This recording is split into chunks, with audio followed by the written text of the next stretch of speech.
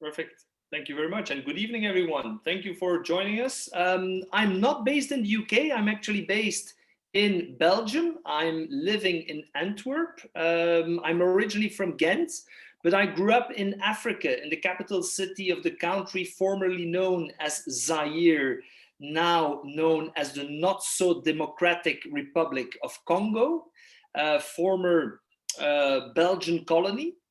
And I lived there from 1978 till 1989.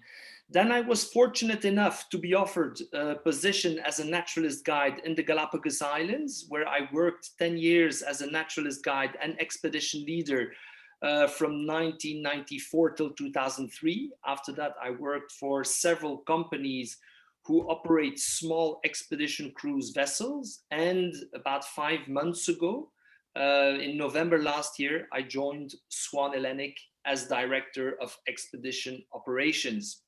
Now, the idea tonight is to quickly go through the more important polar regions we will be exploring in the years to come. And basically, we'll start with the Arctic region, where we spend time ranging from the end of May till the beginning of October. And we go through a variety of important Arctic regions. Starting in the east, we go to the Russian Far East, Kamchatka. We go over the Yenisei River, Franz Josef Land, Svalbard. We go to Iceland, Greenland, the Canadian Arctic, and we move all the way across the American continent to Alaska. But let's start to give you an impression on some of our itineraries, one combining a great two Arctic archipelagos, which are Svalbard, sometimes known as Spitsbergen, and then belonging to Russia, Franz Josef Land. And we have this incredible itinerary where you can see people starting the expedition voyage on Longyearbyen, going around the Svalbard archipelago, going to the fantastic Kvitoya Island. From there on, it's a short sailing towards Franz Josef Land. We go to Novaya Zemlya and we end up on the mouth or the estuary of the Yenisei River. Now, we have some really great guest lecturers on board. Actually, it's interesting to know that some of our guest lecturers in the past have lectured for Swan Hellenic. And on several departures, we're very honored to have Professor David Drury joining us. I'm not going to go through his whole bio, but you can see he was a director of the British Antarctic Survey. He's been very important in UNESCO, Natural History Museum in London, and so on and so on. And he is accepted to join us as a guest lecturer on several of our voyages, some in the Arctic and some as well in Antarctica. Another great speaker is David Blunt. He's also really experienced, and as he lives partially in Norway and partially in the UK, he's also accepted to join us on several departures in the Arctic. So we're really pleased to have those guest speakers on board. But as you know, for each departure, we will have a guest lecturer on board. And those are some of the impressions you can expect to get when you are around Svalbard. Svalbard is an absolutely fantastic area where we offer many different activities. One of the great joys is to be able to do scenic cruising out of the comfort of the ship. Obviously, this is not the Minerva that we will be launching in November this year, because the Minerva we will be launching has a special observation platform at the bow of the ship. I will show you later on the ship's layout. Important when we go to the Arctic, in different Arctic areas, such as the Canadian Arctic, Greenland, Svalbard, Franz Josef Land, and especially one of the higher concentrations of polar bears are found on Wrangel Island. And this is why on those areas, we always are joined by bear guards. Those are people that have the capacity and the use of rifles, and for the safety of our guests, will be disembarking first, scouting the landing area we intend to visit and to make sure that there are no polar bears around the area we plan to visit. At the same time, we also have a Zodiac patrolling the coastline to make sure there's no polar bear swimming towards the area where we are exploring and getting all the information from our expedition team. So there it is not unusual to post several bear guards at different places so they can really keep an eye and to make sure that we don't get a close encounter with the largest land predator on the planet. This is a picture I took in Svalbard. We were about 80, 90 meters away. You don't see it, but there's a big space of sea, and there's as well, we took actually this picture from the Zodiac, so we're pretty decent distance away. Expedition cruising wouldn't be expedition cruising without the use of Zodiacs. This is what a Zodiac looks like, and everyone will get an important information briefing about how to get in and out of those Zodiacs, and this will be given once on board of the ship. But in all safety, in all comfort, it allows us to observe the wildlife, and we always keep a reasonable distance away from the wildlife, not to disturb them, not to cause any stress. And as you can see, this is a picture I took a couple of years ago on Svalbard, observing walruses, and on the other side of the walruses, there was another Zodiac, as you can see, and they were actually taking similar pictures, but of our Zodiacs with the walruses in between. On board Polar Regions, we will provide all our guests with a branded Swan Hellenic parka.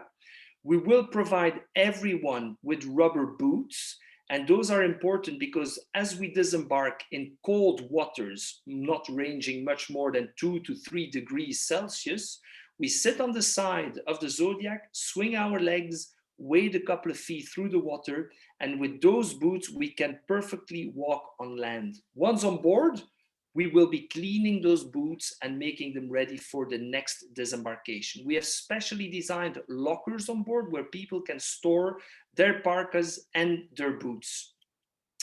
I love this picture because I remember clearly we were ready to pack all our gear to bring back on board of the ship, and some Zodiacs were about to leave when this walrus decided to come out and observe the last people on shore. So I took those pictures. I particularly like it. This walrus looking at us, we're looking at the walrus, and the people that were ready to go back to the ship decided to turn around and take some more photographs of us. The observation platform on our ship will allow us to do great whale watching. And here you can see some guests observing a humpback whale. And to give you an idea about the sheer size of that pectoral fin, it is about 5 meters in length. So that gives you an idea about the size of a humpback whale.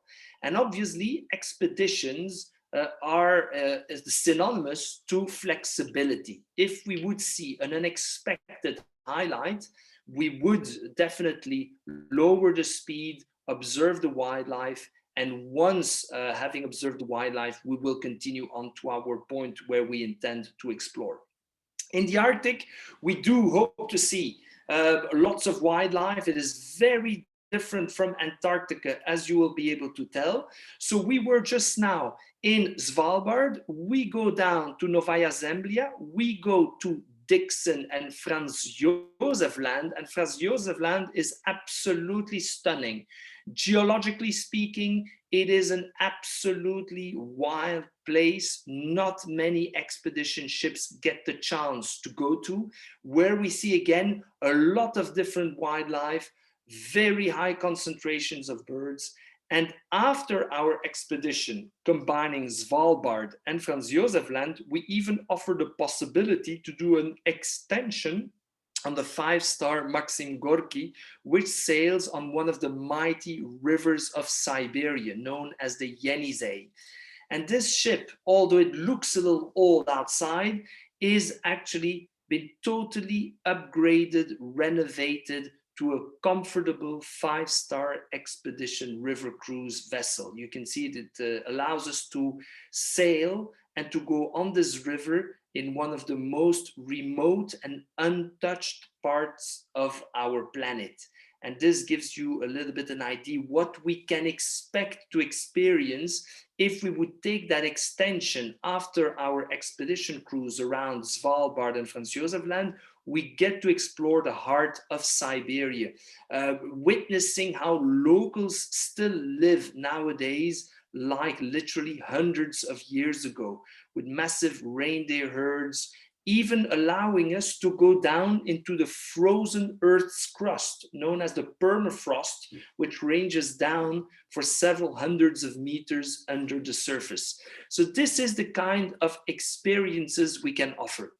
Now, going to the other area, the other opposite end of the largest country on the planet, which is Russia, it allows us to start our exploration out of Alaska, but we go straight along the coast of Siberia, go to some really remote island groups, and then ending up in Wrangel Island, which is the place where we expect to see one of the highest concentrations of polar bears on the planet. But also historically, this is a really important area with old weather stations, massive cliffs with really interesting puffin species that, of course, you all are familiar with puffins. You have them in the British Isles. But in this particular part of the world, we have different varieties of puffins. We have the tufted puffin, as you can see right here. So very different from the Atlantic puffin you all probably are familiar with. And then we have this beautiful one, which is known as the horned puffin. Great types of walruses as well. You can see how much different they are from the Atlantic walrus we get to see around Svalbard. Again, the Zodiac cruises are often the highlight of our expeditions, and it's often the unexpected encounters like those humpback whales that will be the highlight of the whole expedition. This whole entire area is just incredibly rich in wildlife. Probably a good chance to see brown bears, orca, often nicknamed the killer whale, bald eagles like this one, and then really an important volcanically spoken area. This is one of the highest concentration of active volcanoes on the planet. About 150 active volcanoes are around the Kamchatka area. And so this gives you an idea what we're able to offer our guests, either walking along the shoreline or walking up the crater rim of Yankicha Island. Very good possibility to look at brown bears in this particular area. And I always like the interaction with the local community. So very important for us is to have a social commitment towards the local communities we will visit. So that is very important, that we really try to make it a sustainable operation, a social commitment to the locals, and really hoping to come year after year supporting the community. If we go to the other side, much closer to home, actually not very far away from the north of the UK, Greenland, Canadian Arctic, some really interesting, this is the airport in Kangerlussuaq. This is basically a Nuuk. You can see the cathedral there in Greenland. And of course, Greenland is known for some of the most spectacular iceberg sceneries. Like here we have Disco Bay, a couple of people observing the icebergs, and this naturally with some great sunsets, whale watching, bird watching, Zodiac cruises. This is absolutely spectacular. So for whoever would like to visit this remote part of the planet, it is perfectly possible. We have several itineraries touching Greenland and the Canadian Arctic. But besides that, we also go to Iceland. And I have very high expectations when discovering Iceland. You see, this is not a very professional picture. I just like the whole idea of the houses covered in grass, the little church, the little terrace, and then the beautiful weather, the absolutely fantastic scenery, great for birds, great for geothermal activity. But Iceland, of course, is known for its spectacular waterfalls. Just imagine, Tinjandi here at the top is about 30 meters wide, at the base 60 meters, and it stretches a difference in altitude of about 100 meters. So this is a pretty impressive waterfall we are seeing. And then some very famous pictures. And this is basically the idea when we go around Iceland, to go and explore some of the highlights that can be seen, including marine wildlife, whales, seals, and yes, again, a different variety of puffin, the Atlantic puffin. And there's some really spectacular places, one particularly one I was very impressed with. If you look on our itinerary, is a small island of Vigur.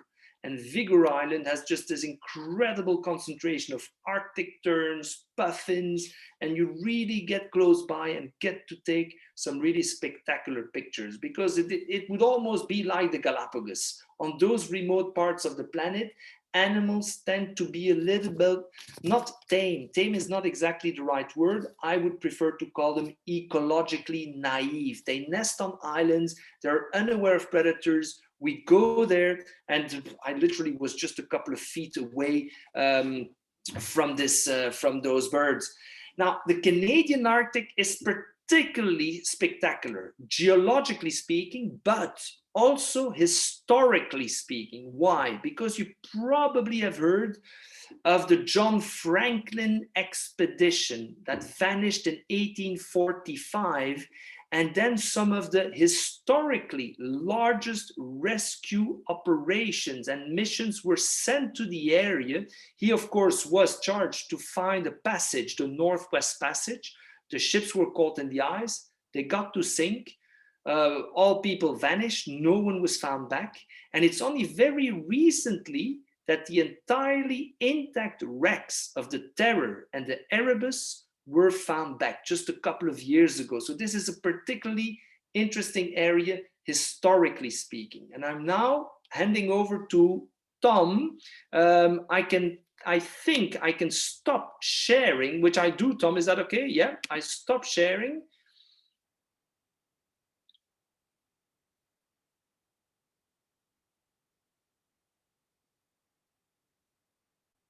And you have to unmute yourself because you're muted. Right. Thanks for everyone's patience here. Just trying to work through the technology.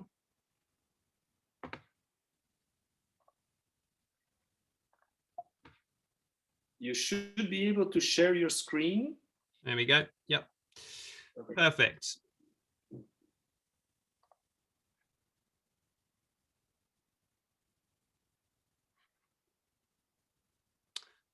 How's that working? Well, we see part of the slide, but yeah, that's fine. There we go. Perfect. Thanks for everyone's patience there. Brilliant. This is coming to you from all around the world. Okay, so perfect. It's a great little introduction to some of the destinations that we offer there on behalf of Pierre. Some incredible destinations, some incredible wildlife and scenery, but maybe now just an opportunity to take a little bit of a step back. Some of you may know the Swan Hellenic of old, but I just want to give you a little bit of an insight into the Swan Hellenic of the past and where we're looking to go in the future. So just in terms of the history of the company, Swan Hellenic is a brand now with over 70 years worth of heritage. The company began in the 1950s with the launch of a father and son operation, Swan's Tours. They put together a tour of antiquities in Greece, and it was such a success that they were then ultimately commissioned to design a full program, visiting a number of other destinations. And it was really their part of this sort of the growing trend towards cultural travel. Over the next few decades, of course, the business grew. It went through a number of different ownerships. And ultimately, then we fast forward to the early part of 2020 last year, where the brand was sort of fully revived to be reborn as leaders in cultural expeditions. Now, that revival is very much about ultimately introducing 3 new ships and an exciting new program. And although you'll see some of the really unique and exciting new things we're going to be doing, we're trying to stay true to the original principles of Swan Hellenic, which was about visiting unusual places, about trying not to do much in the way of repetition in our programs, and also about integrating these travel experiences with expert academics and lecturers on board. And those principles are still as true and as relevant today as they ever have been. But in terms of our plans, very, very ambitious and very exciting.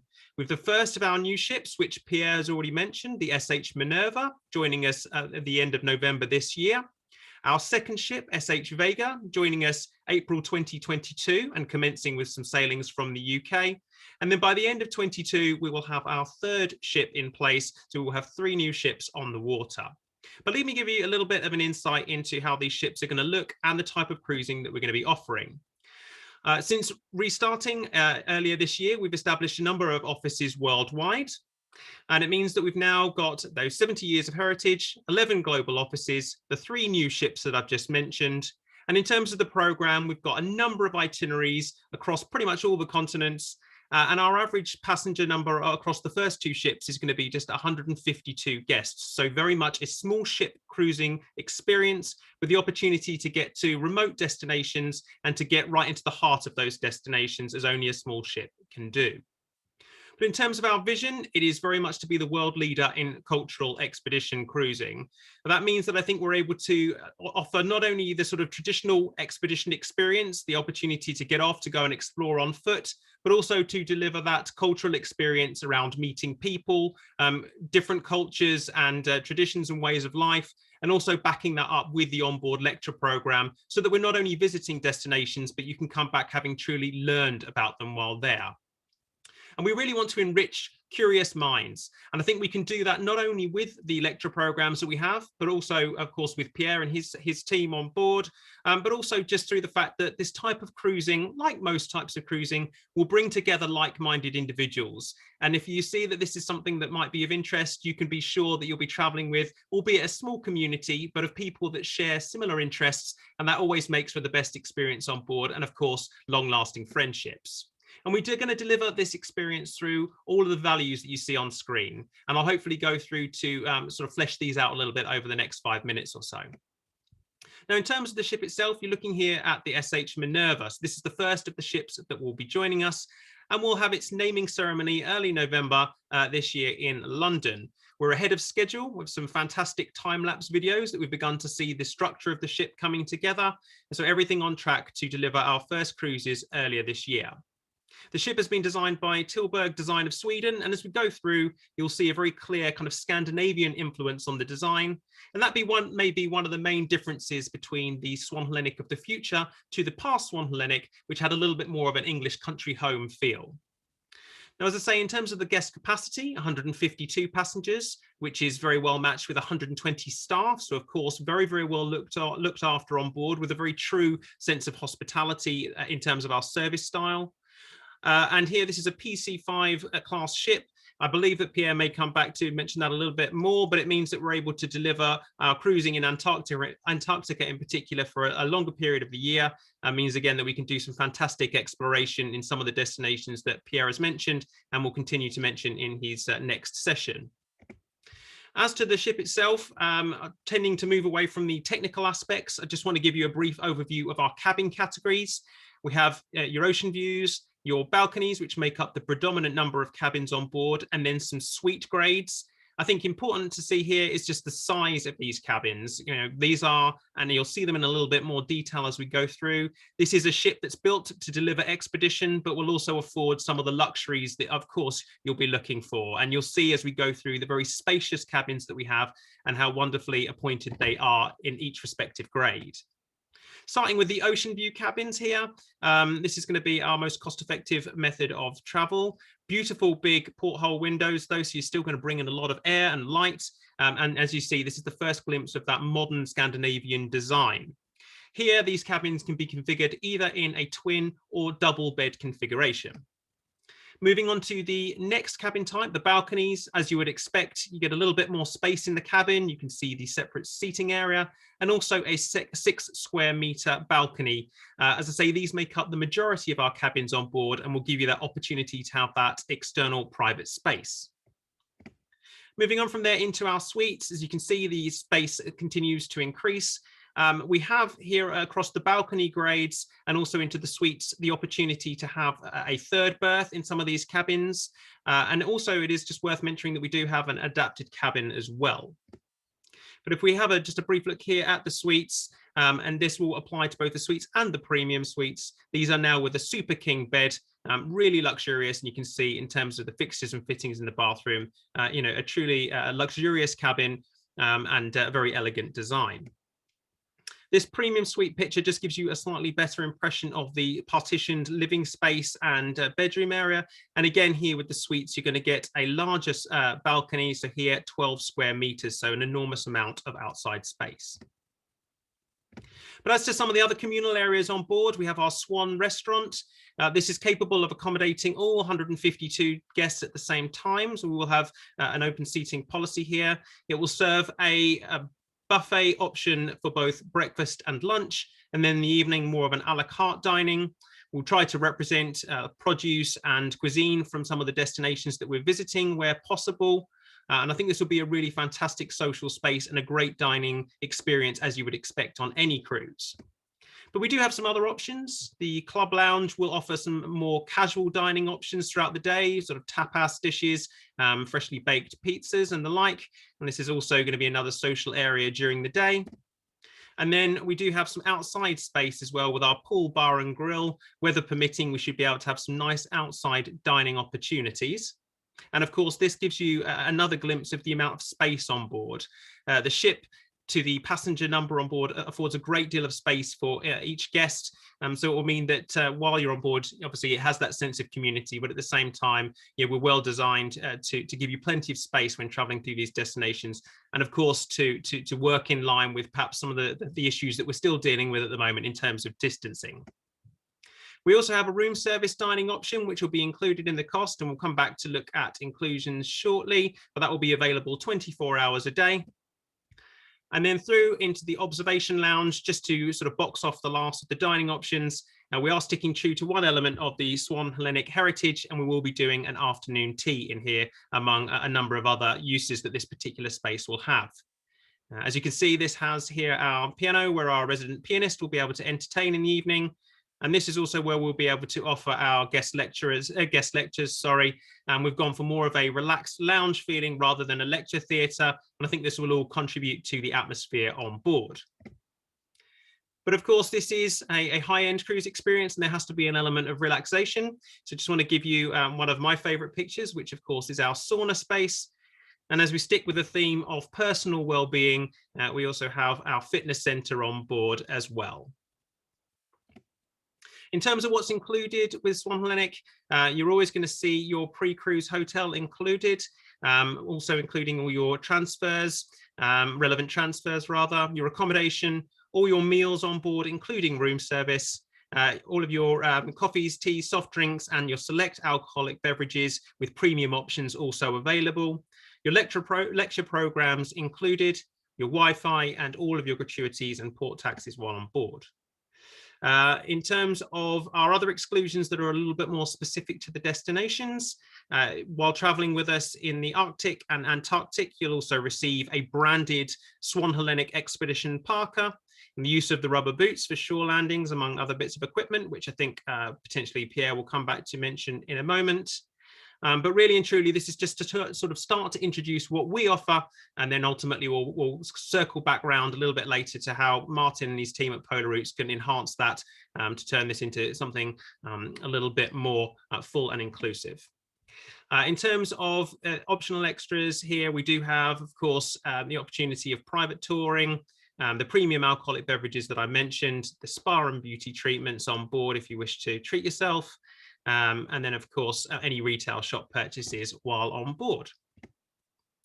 Now, as a modern ship, we're very lucky to be in a position where we've built these ships at a time where we're able to build build with sustainability and the current landscape in mind. So there's lots of great pieces of technology on board, but ultimately we're about reducing single-use plastic, reducing emissions. A really important one for us here is that we have our dynamic positioning system, which allows us to maintain our position without dropping anchor, which of course is done so at the risk to the local the local flora and fauna, and in particular the coral reefs, for example.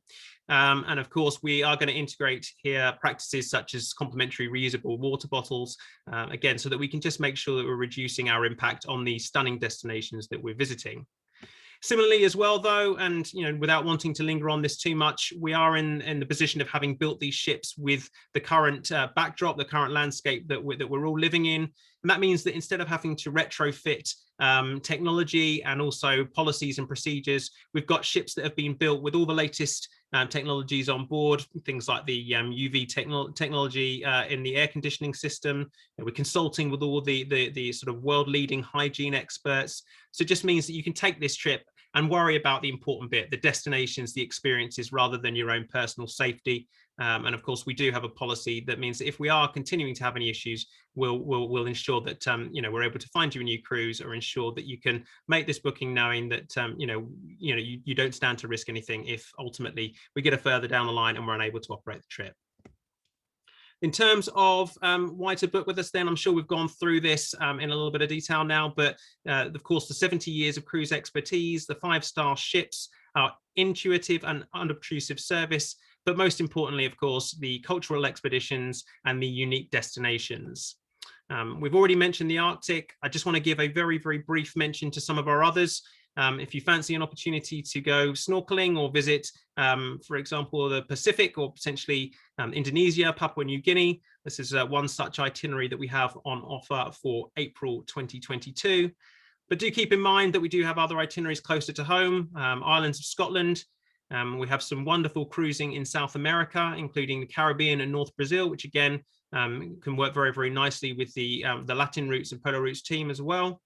And then elsewhere, we have trips that will enable you to go out as far as Easter Island, some great trips in and around Japan, and then New Zealand as well. And I've mentioned one itinerary here, but this gives me a great opportunity to circle back round to Pierre and the next of his sections, which will be relative to the Antarctic.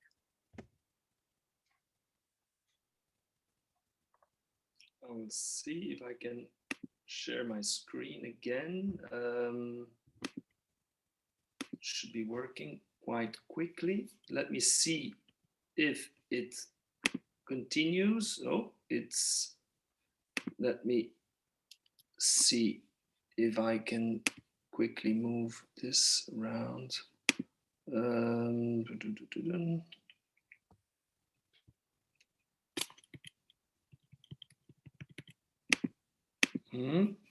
Why is this not moving?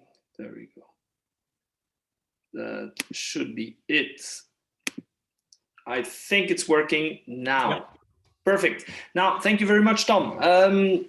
Maybe something important to mention when we're talking about the bow of the ship, which we saw earlier. Of course, this was taken on another vessel, but here you can see on the lower part of the picture just how much open deck space there is on board of our first 2 expedition cruise ships, the Minerva and the second one, the SH Vega. If you look carefully at the lower right-hand side, you can see what we call the observation platform. We call it the Swan's Nest. And this is where, from all comfort, people can be observing the wildlife, either bow riding dolphins or whales in the vicinity. We will be having a great observation possibility from that area. You can also see where our Zodiacs, those black rigid inflatable boats, are stored. They're stored at the stern of the ship, and we will be able to disembark our guests from 3 possible disembarkation points. If you look at the Swan painted on the ship, you go down in a straight line and a little bit to the left, you have what is called a shell door. We have a shell door on the port and on the starboard side, and in case sea conditions wouldn't allow us to disembark from either side of the ship, we can also disembark our guests from our marina deck, which is located at the stern of the ship. Now, the heart of our expedition cruise ships, some people call it the mud room, as this is the place where we come back with our muddy boots. We call it the base camp. This is concierge. A concierge will be there helping people out to clean their boots, as this is extremely important considering the fragile environments we'll be exploring, particularly in Antarctica. In Antarctica, we again invite our guest lecturers. Our first trip, which coincides with the solar eclipse on the 4th of December. There we not only have the experienced expedition team on board, but we also invite guest lecturers like Tim and Stephanie Slater, who are renowned astronomists, and they will be coming on board to give some talks about the solar eclipse taking place early in the morning on the 4th of December. Now, important when you look at a typical day in expedition cruising, you cannot really call it a typical day. When we normally get to a place where we intend to go on shore, we'll first send out a scouting zodiac to assess the landing conditions. If those are good to go, we mention this to the ship. On board of the ship, there will be an announcement made preparing people to get ready in the base camp, get their parkas on, get their boots on. We'll be disembarking. And once on shore, we'll be offering all kinds of activities, from shorter walks, longer hikes, zodiac rides along the coast. And then we'll be coming back on board for lunch. Depending on the area where we are, excursions can be lasting in between an hour and a half to 3.5 hours. It all depends on the situation, the weather conditions, the type of terrain, the possibilities that are found in the area. And we will always offer different alternative activities, such as shorter walks or longer hikes, etc., etc. So we're back on board for lunch. Depending if we are again disembarking the early afternoon, we'll be going for an afternoon excursion. If we would be an afternoon at sea, we will be offering a lecture program given by either our guest lecturer or the onboard expedition team. And a great moment is to come together in the evening after coming back after a day of exploring those most incredible and remote parts of our planet that, thanks to our expedition cruise ships, are reachable and accessible nowadays. We come together for a recap, a briefing given by our expedition team, and this will also be the place where our expedition leader will explain our plans for the next day to come. After that, we have dinner, and depending on the area, we will be offering some scenery, wildlife observation, because don't forget, when we are in the Arctic around May, June, it is simply 24 hours daylight. So the picture you saw earlier in the Arctic of that humpback whale with the big pectoral fin sticking out, that was taken around 10:30 in the evening. So people are just out on deck and just enjoying the scenery and the wildlife that they can observe from the comfort of the ship. Now, we are now in the opposite side of the planet, and we offer 4 different possibilities to discover the greatest desert on the planet, the great white continent, Antarctica, of course. So we have 4 different programs. One is called the Classic Antarctica, which is just the Antarctic Peninsula. Then we have the possibility to combine the peninsula with the Falkland Islands. Then we have, of course, the possibility to add one of the top 10 wildlife destinations in the planet or on the planet is South Georgia. So this would be the Antarctica in depth. And then we have the semi-circumnavigation going from Ushuaia all the way to New Zealand, Dunedin. Now, this is a map I wanted to show you a little bit where everything is located. So if you would leave from the southernmost tip of South America, you'd be in Ushuaia. Just across from Ushuaia, just across the Beagle Channel, we have Puerto Williams, which is actually considered to be the southernmost city in the world, but often people call it Ushuaia to be the southernmost. If you then sail a little bit to the east, we have the Falkland Islands. If you sail to the east from the Falklands, you have South Georgia. And if you go to the southwest of South Georgia, you reach the Antarctic Peninsula. Now, the Antarctic Peninsula, we have different programs. This is the brochure, the digital brochure that is available nowadays. Normally, those are programs of about 10 days, giving us a good, complete 5-day exploration of the Antarctic Peninsula. And one of the stunning things is, as you get closer and you move away from the southern tip of South America and you get closer to the Antarctic continent, you get your first sightings of iceberg. And then the first time people set foot ashore on the white continent is quite something emotional. So this is some of the experiences people can expect to have. One is the longer hikes. And astonishingly enough, although we are on a cold area of the planet, it sometimes gets to quite pleasant temperatures. And this is why the parkas we will provide our guests with have a removable inner part. So when it gets a little bit too warm, you can take layers off. And if it would get overcast and windy, you can put back the layers on. Antarctica, of course, is also a place where a lot of human activity took place in the last century. And this is basically what is left of the whaling industry in this particular part. And this shows you really, this is those are historical buildings, so they're not removed. They're just showing the activity of what people were doing on this particular part of the world. I really like this picture because it really shows the penguins queuing up, the people queuing up, getting ready to get back on their Zodiac and getting back, shuttled back to the ship. So you can see everyone is very organized and disciplined, waiting for the signal of the Zodiac driver to get them on board. Great wildlife observation in Antarctica. A couple of common penguin species we expect to see there: the Adelie penguin, the chinstrap, and the gentoo penguin. You can see the gentoo is really the only one which has this white patch on its head. Really beautiful little birds. This one here with two chicks, but then it's the complete scenery, the complete experience of exploring, entering research stations, just looking at the ice formations, getting lectures by the expedition glaciologists, historians, during the day, looking at all the different wildlife, such as here this chinstrap penguin who probably took a pebble from someone else's nest and is going to incorporate it in its own nest.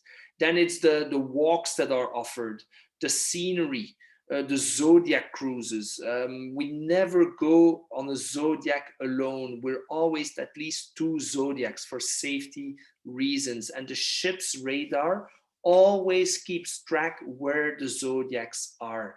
All our Zodiacs will be equipped with a C-track system that allows the ship to really see where all the Zodiacs are. We always keep a very respectful distance away from the wildlife. If we would see there's any strange behavior, the Zodiacs simply back up, not to disturb the wildlife, such as here the crab-eater seal, some really beautiful wildlife shots. And here you can see the Zodiac approaching a couple of seals that are resting after their long dives and feeding trips. They're resting on this pack ice. Then again, it's the unexpected encounters that often make expedition voyages a highlight. Like here, we were doing a Zodiac cruise and the humpback whales coming right in between the Zodiacs. Absolutely fantastic experiences. I've got so many in the Galapagos, in the Arctic, you name it. I mean, I've been so close to orcas. I've been in feeding frenzies of Brooder's whales. I've experienced so much already over the last years. A different species of seal, this is the Weddell seal. The ice formations I mentioned are particularly interesting. And even with our Zodiac cruises, we always keep a respectful distance away from the icebergs, because you know that the ice stretches a much longer way underwater. So we need always to take that into account, as icebergs can move around, can flip around. So we really need to always keep that in mind and keep a good distance away from the icebergs. So great scenery again in Antarctica. If we would add the Falklands to it, then of course the Falklands gives us the possibility to observe a different species of wildlife, different flora, different fauna, albatrosses in this particular area, the little beaches, protected bays. And this is a possibility where we see penguin species, penguin varieties that are not found on the Antarctic Peninsula. So those are found along the coast of South America, particularly the Valdez Peninsula. But if you go even down south to the Falklands, like in this case, we have the Magellanic penguins, not only on beaches, but on grassy areas. And then, well, of course, the black-browed albatross. So it's absolutely fine to combine the Falklands with the Antarctic Peninsula. It just adds to the experience and offering the possibility to see caracaras, to see black-browed albatross, to actually also set foot ashore into Port Stanley.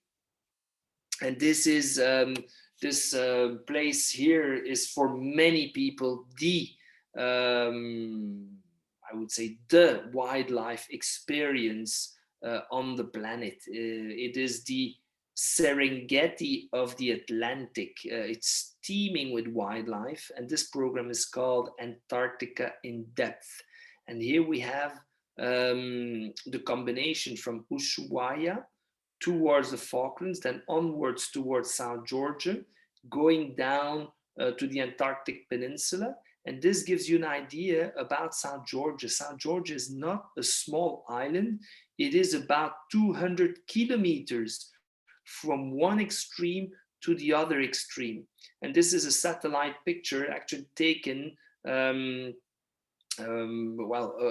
the end of the southern winter, showing you that's particularly totally covered in snow and ice. This is Grytviken, where basically a lot of the whaling activity took place. And it's nice because it has a little museum, it has a little church, as you can see there on the picture to the left. There's a little church there.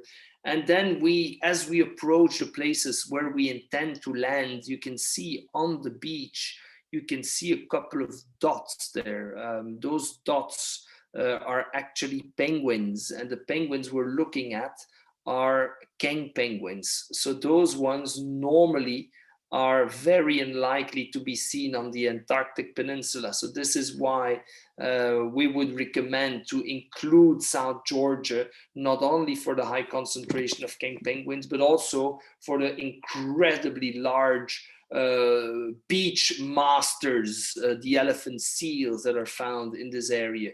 But people love to go for the scenery. Of course, the story of Shackleton, who had this incredible journey from Elephant Island all the way, and then walking across the island to go back to civilization to rescue then his party was left behind on Elephant Island. But this gives you a good idea how vast this king penguin colony is on Salisbury Plain. Absolutely stunning, hundreds of thousands of penguins, literally. Zodiac cruising around here, you can see also possibilities. So absolutely a varied program. And then to end with our Antarctica, we offer the unique possibility to do the semi-circumnavigation of Antarctica, starting in Ushuaia, going down the western part of the peninsula, going around and getting to the Ross Ice Shelf, the McMurdo Station, Scott Station, and then going all the way to the subantarctic islands of New Zealand, ending up if we can call it that way, in civilization again, after 34 days of wilderness, no cars, no houses virtually, we end up in Dunedin again. And then we're very fortunate because David Drury accepted to come along, and he's been working in that particular area around the Ross Sea, the dry valleys and so on. So he will be joining us, giving us enriching lectures during our semi-circumnavigation. Of course, we have specialists in glaciology, geology, marine biology, ornithology that are all part of the expedition team who will be there on board, assisting everyone and giving those lectures during our time. But you can see this is an incredibly vast part of the world. It is a large continent, larger than Western Europe put together, larger than the United States. So it is a very vast part. And we hope to get a close look at Peter Island on the way. Of course, the historical sites, historical huts from where a lot of the expeditions towards the South Pole started. This is also one of the highlights, to be able to get inside those huts. And after almost a month along the White Continent, we leave the White Continent, go up to the subantarctic islands of New Zealand. This is Auckland Island.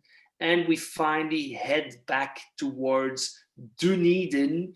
Picture I took in November 2019 when we were in Dunedin. And of course, the possibility there to have the close encounters with the local Maori culture. Absolutely fascinating. And with that, I would like to thank you very, very much for your attention. I will stop sharing my screen and I will pass it back to Tom, I think. It's to me. There you go. Over to you, Martin. Thanks, Pierre. Thanks, everyone. Just got just 5 minutes. Just so I'm conscious of time, but just a 5-minute presentation just to just give you some ideas about things that you could do around Antarctica and just to explain where we fit into it. And then I've got a couple of questions that have come up for you, Pierre, which I'll ask. But if anyone's got any others, then just pop them in the chat shortly, and we'll see if we have any time to get around to them. But just hopefully everyone can see my screen just now. Is that all good? Perfect. I can see lots. That's good. So just to introduce ourselves and where we fit into things, my name's Martin. I'm the co-founder and director of this company called Polar Routes. Polar Routes, we are the polar expedition cruise specialists, and essentially what that means is we work with 22 leading expedition operators that specialise in expedition cruising to the polar regions primarily. We like to say that if we don't work with them, they're probably not worth knowing. Our small team based in the UK have all first-hand travelled to a number of polar destinations. So we work in conjunction with Swan Hellenic as one of our key partners, and we also work with Baldwin's as well. So, but when you go into a Baldwin's branch and you're wanting to look at expedition cruising or cruising to the polar regions and with Swan Hellenic, then that's generally where we fit in with our advice, our expertise. We can answer anything from what should I wear to how do I get in and out of the Zodiac, and all the details that you're going to need when you're making your purchasing decision on a polar cruise to the on an expedition cruise to the polar regions. We do offer, as I said, we do offer a number of operators, but we're partnering with Swan Hellenic, and I wanted to just give a bit of perspective on some of the stuff that you heard, because it's a really impressive product from our perspective, and we're really excited about our relationship moving forwards. Obviously, it's a relatively sort of new brand in the market, but it's based on a huge amount of heritage from the original Swan Hellenic brand, which is really interesting. And I think that's one of the key things that really stands out for me, is that great heritage, that great pedigree, and that great level of expertise. It really is something that does set Swan Hellenic apart from it, aside from the competition. In all of our discussions, there's always talk about how the sort of acknowledging the past but looking to the future, which you can see with their fabulous new ship. I think their brand new ship is absolutely fantastic. I'm sure everybody equally agrees with with that. Looking at the pictures, it looks really comfortable. And I think, just to put some perspective, I think it's a really well designed ship. It's clear that it's been designed as an expedition ship. It's so many practical features that some ships that have been converted don't have, and a great size at 152 passengers. Lots of the new ships going into the expedition market are 300, 400, or even 500 passengers. So 152 means you're going to have lots of exploration times. That's really great. And again, just the one other standout point I think also is that it's a great standard. It's elegant. It's premium luxury. That sort of size, and I think it's great value for the proposition that they offer on there. It is not, it's clearly not the cheapest product, but for what you get for the inclusions, for the standard, it's a really strong proposition, I think, with there. So I just wanted to put some perspective on there. Where we come in is we essentially take care of everything you're going to need to go with your expedition cruise, and we package it all together for you. So that's the flights to get to and from your expedition. And as you've heard of weird and wonderful airports that we have to send people to, like Kangerlussuaq in Greenland could be a challenge. Nuuk is also a challenge. Some wonderful places in Russia. So we take care of the flights to get you to where you need to. We can package that with any sightseeing you may want to do before or after the cruise, which is what I'm just going to talk about very quickly in a few moments. Then any transport arrangements you need to get to and from the ship. I've put a coach there. It might be a private vehicle. Depending on if it's somewhere like Greenland, it might be a US school bus if it's necessary. In some places, that's all that's available. Then, of course, the cruise, and then we will put that together in one package for you. We look after everything. It's one price to yourself, so you know exactly what's in there. And we've got the expertise to really look after you. We will make sure you're there in the ship to join the ship in plenty of time. And we'll take care. And we're also there to step in, if there's a slightly delayed arrival back from an expedition cruise, or if there are details or the sort of exact point of departure changes. We've seen it all before. We've dealt with it all before. We will take care of you every step of the way, and that's where we come in on there. You'll never pay more by booking through Baldwin's with us. All operator offers are always applicable. Plus, you will see some Polar Routes exclusive deals which are available through Baldwin's as well. And of course, as you'd expect in this day and age, everything's fully packaged, everything's 100% financially protected with ATOC protection. So what I was asked to talk about was 3 ideas to go with Antarctica. So I'm just going to talk very quickly about that just for the last couple of minutes. The first thing I wanted just to talk about was the place you need to normally fly to in order to join your cruise, and that is Buenos Aires. Buenos Aires is one of my favorite cities in Latin America. It's an absolutely incredible place. It's got a real life, it's got a real buzz about it. And tango, it's got some fantastic history. Tango is the birthplace of, you will see tango everywhere in Buenos Aires, as well as you can go and see it in tango shows as well. It just adds, it's a real cosmopolitan city, a mixture, as you can see, of new and old architecture, and there is a fantastic vibrancy. Many people that fly into Buenos Aires for Antarctic cruises will just spend one night and fly off. Ask us for 2 or 3 nights. You'll have no problem filling them, and you'll be really glad you did. I've just put this picture in because I'm a foodie. Buenos Aires has a fantastic food scene as well, and of course Argentina being very famous for the steak. That's a picture of one of many that you may be able to have. But just to note, if you are vegetarian, Argentina does know what that is these days, which is an improvement.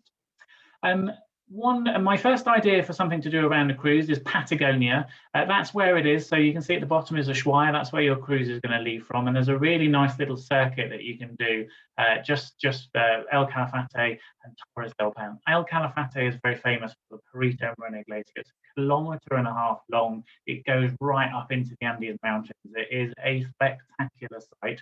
Generally recommend it before a cruise, because obviously you will see a lot of ice down in Antarctica, but before a cruise it will be sure to blow you away. It's absolutely fantastic. And these are some scenes from the rest of the scenery around the Perito Moreno Glacier on the Argentine side. There's some fantastic estancias that you can stay at in that area. And this is one of them called Estancia Cristina, and just what a great view that you can have from your own room there.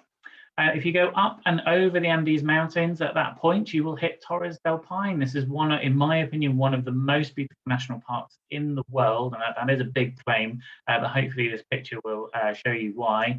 And you can stay at somewhere like this. This is Explorer Patagonia, right in the heart of the national park on a waterfall, and you can base yourself there for a couple of days, do things like go trekking or horse riding, or just boat trips and more leisurely activities as well. It's a perfect warm-up for an Antarctic cruise down in Ushuaia.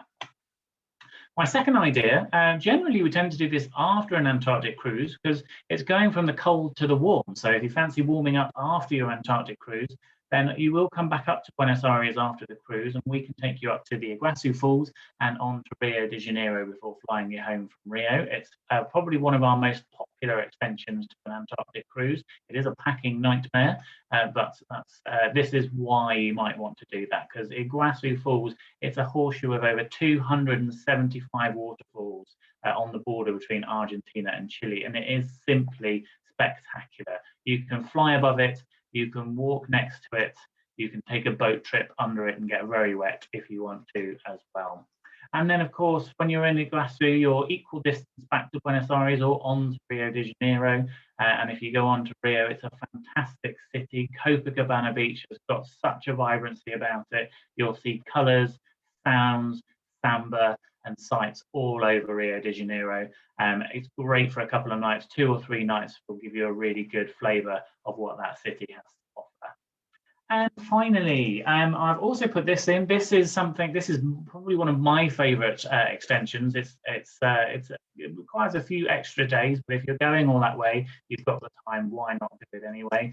And this is combining Mendoza, which is Argentina's famous wine producing area, with Salta in the northwest, which I think offers some of Argentina's most spectacular scenery. Of course, to start off with, wines in Mendoza, Malbec if you fancy it, but they are known for producing a lot of variety of wine as well. There's plenty of vineyards for you to explore, but if you don't want to just look around vineyards, plenty of outdoor activities. You're in the foothills of the Andes Mountains in Mendoza, which is part of what makes the wine so special. But you've got all sorts of options like horse riding, walking, cycling, or touring the vineyards and having lots of wine. And this is the scenery in northwest Argentina. So you can really go from a white snowy ground up to a white salty desert ground in the northwest of Argentina. And that's what makes this such a beautiful contrast to an Antarctic cruise. The base that you'll probably be in is Salta. It's one of the few historic colonial cities in Argentina. It's a really vibrant city, lots of history, lots of amazing culture, but the scenery around Salta is this red rock mountainous, it's still the Andes Mountains, but red rock mountainous desert-like scenery, and it is absolutely simply spectacular. Just to give you an idea, that first option in Patagonia, we would recommend about 5 nights for something like that. And if you're going up and over into Torres del Paine, which is Chile, and coming back again, you're probably looking at something at like £2,500 per person.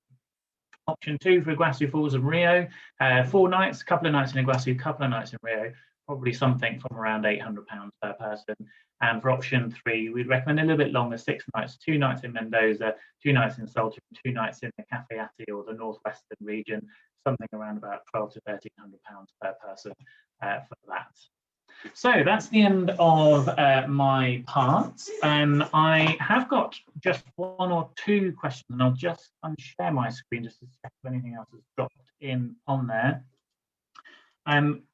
Yes, just a couple of quick ones. Pierre, if I can come to you just to ask, obviously you have travelled across some incredible regions, pretty much everywhere in the polar, and I know that expedition staff hate this question, but if you had to pick one place to go back to, where would it be?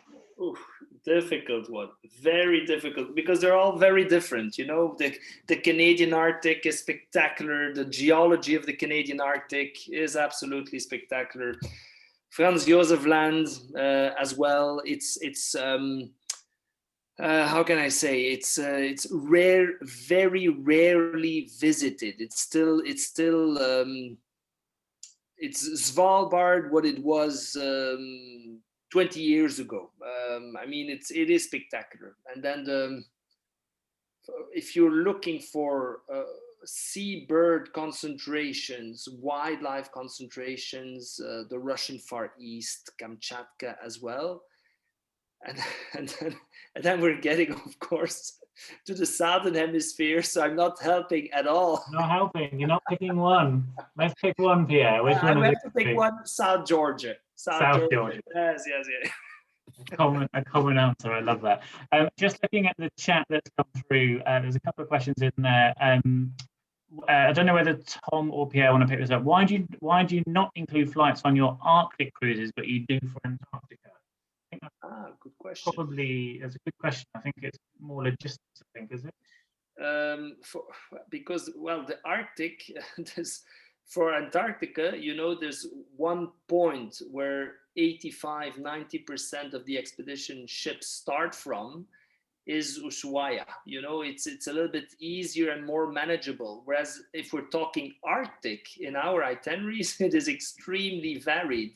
You could be going to the Arctic, you could be doing Iceland, you could be doing Greenland, Canadian Arctic, Franz Josef. So yes, good question. But I'm sure there's a possibility talking, and maybe Tom wants to answer it. But of course, yes, then we would have to add the price of the flight to. Yeah, just to flesh that out as well. I mean, it was just the just in case it wasn't clear, and I know I was going quite quick on the slides, but it was just that internal flight that was included, the Buenos Aires or the Santiago to Ushuaia. So those are the extent of the flights that we offer. All than any other flights and all the other services, as Martin described, that's something that ultimately would be handled by Polar Routes. So that they would be able to, any flights that were required, they would be able to handle. So yeah, it's just that those internal flights that we include as part of our package.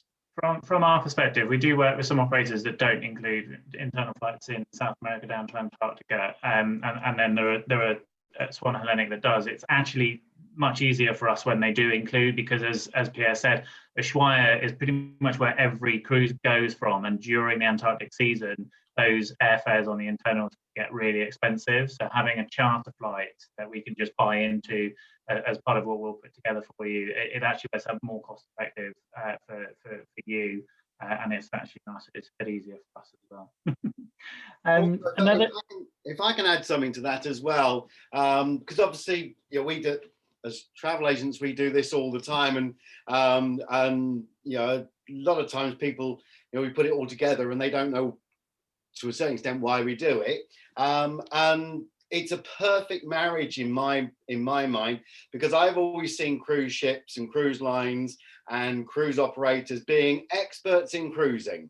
When it comes to being experts in land arrangements and ground arrangements and getting through some complicated airports and going through some complicated borders and everything like that, to go to a specialist like Polar Routes, who have the contacts on the ground, who have the contacts to put everything together, their ground agents that they use in these countries are second to none. And if everything runs smoothly, you never know why we've done it that way. But the one time something goes wrong, there's a big delay or something like that, and the Polar Routes ground agents kick into action, you are so pleased that it's been done that way. So that's the reason we partner so much with companies like Polar Routes and trust them to put the cruise element on, like on the Swan Hellenics, and build the entire package. Whether you want to fly in and do one night, as you said, in Buenos Aires, and then go and join your cruise, or if you want to do a 2-week ground tour of the whole of South America, you can do that, and we can trust Polar Routes that will work and everything will be done properly and smoothly. And we're confident if something goes wrong, you are as looked after as you possibly can be. So that's the reason we partner the way we do. And also cruise lines are happy to partner with people like Polar Routes, and Polar Routes are happy to partner with people like Swan Hellenic. Thanks, Trevor. And then last question. What is the sea crossing like from Alaska to Wrangel Island? Is this the best? Yeah, it depends a lot. It can be, it's a little bit. I was expecting actually how's the sea crossing from Ushuaia down to the peninsula. So that can be quite smooth. It can be also quite rough. No, Alaska, I think it depends a lot. Weather conditions are so unpredictable. My roughest sailing was actually in the Caribbean. That was honestly my roughest was the Caribbean. So yeah, it depends a lot. It can be quite smooth and calm, and so yeah. Brilliant. Can I ask you something, Pierre? Because I was told this a little while ago, and I'm not sure if it's 100% true, and obviously a different area. Am I right that you get more chance of seeing albatrosses in bad weather? Oh, yes. Well, we call them dynamic soaring. So they like the wind. They like to soar on those strong winds. Yes, absolutely. Yeah. So we want it to be rough going that way. So wandering albatross, definitely. Yes. Yeah. The last cruise I went on to Antarctica, we had a very flat crossing going out, which was great for me because I enjoyed that. But actually, the general census on the ship when they got there was actually a bit disappointed because it's so known about that. When they got when we got down there, they were like, oh. So you experienced the Drake Lake. We did, but on the way back we did get the Drake Shade, so everyone got it in one direction, and that was great. That's wonderful. I think, unless anyone wants to just bring up a question right now, I think time-wise we'll wrap it up there. Tom, no, sorry, Trevor, it's back to you. You've got a competition prize to give out. We got prizes to give away. So we put everybody. Hang on, I've got to get this working. Technology again, everyone. So, right. So we put everybody into. I don't know if you can all see it there. I've got a little wheel of fortune. I've got all your names in. Believe me, I know you can't really see it, but I've got all your names in there. Now, before I do that, because I know nobody's going to leave before we've given the prize away, I'm going to use this 30 seconds for a bit of an advert. Yeah, we all want to fly far afield, and we all after tonight want to go to the Arctic or the Antarctic and do that. But obviously, we're in the situation we're in at the moment. If anybody is interested in getting away this summer, getting on something, a lot of the cruise lines have started round UK cruises because the UK cruises have been aligned with the UK hotels and restaurants and everything. So when they open the hotels up, providing they stay in UK waters, you can go on a cruise. So we've got a special presentation tomorrow afternoon, which we're going to cover all of the UK, well, not all of them because there's so many, but as many of the UK cruises as we possibly can. It's at 3 o'clock. I think it's probably too late to go and sign up on the Eventbrite, but about half an hour before or so, we will post the link up on our Facebook. So if you haven't signed up for it and would like to join in, check out our Facebook about half an hour beforehand, or email over to marketing and Tricia can send you the link to join in on that. It's 3 o'clock tomorrow afternoon, and as I said, we're going to have a look at staying in the UK this summer, and then November we're all getting on the Swan. All right, so without any more ado, I'm gonna try and do this. Hold this in front of me, camera. I've got to find the dot in the middle. No. Oh, there we go. Irene, have we got Irene? Where's Irene? I can see Derek there. Are you sharing a camera? Yeah, Yes. there you go. Congratulations, Irene. Do you like Shackleton whiskey? I've never tried it. We've been to Shackleton's grave, but we've never tried his whiskey. It's an extremely good whiskey, which you will find out very shortly. And have you ever read Around the World in 80 Days? No. Well, there you go. By the time you get halfway through the bottle, you'll probably only be on page 20, won't be able to get Tricia will be in touch with you to arrange how we get them to you. Okay. Obviously, in this day and age, is not the easiest, but Tricia will figure out how she gets it down to you. It might be the Tricia Courier Service. It could well be. Yes. So I think unless anybody, if you've got a question, last chance for any of the guys, whether it's about the trips or experiences, wave your hands and ask the question, or we're going to let everybody go. So any questions at all out there? Yep. You need to unmute yourself. There you go. One day. Okay. Can I just ask, do Swan and Hellenic cater for solo travellers? Tom. So yeah, so we absolutely do. So we don't have any designated single cabins on board, but we do have a reduced sole occupancy rate. And we believe that the size of the ship, as I'm sure you've come to this conclusion, the size of the ship, the fact that we'll have like-minded people on board lends itself very nicely to those that are traveling and looking to make new acquaintances. So yes, please feel free to inquire with Baldwin's about any of the cruises, and we'll see what we can do for you for sole occupancy. Okay. I did also see another question, by the way, about the brochures. I'm pretty sure Tricia can answer this. Have we got the brochures uploaded on the website? I'm not 100% sure, so I'll have to check. But Tom, if you can send me the e-edition, then I can certainly make sure that it is on there. Tricia, you had one job. One job you had. No. Have you sent it to me, Tom? Yeah, you might have called me out there. Yeah, I'll get that across to you. We've got the Polar Routes one up there as well, hopefully. Yeah. Lovely. Yes. Good Great. stuff. Anybody else want to ask any questions? Try and stump one of these three guys. No? Okay. We're going to wish you all a very, very good evening. Hopefully I do see a few of you tomorrow afternoon for the trip around the UK. But we're going to wish you all a very, very good evening, and a huge thank you to Tom, to Pierre and to Martin for this evening. It's been fascinating, interesting, and I'm sure we all want to join one or all parts of it you've spoken about. So many thanks to all of you, and thank you once again, Tricia, for arranging everything. No problem. Thanks, My pleasure. Take care, everyone. Thank you. Have a good evening. Thanks for joining, everyone. Good evening. Thank you very much. Thank you. Thank you. Bye. Thank you, Pierre.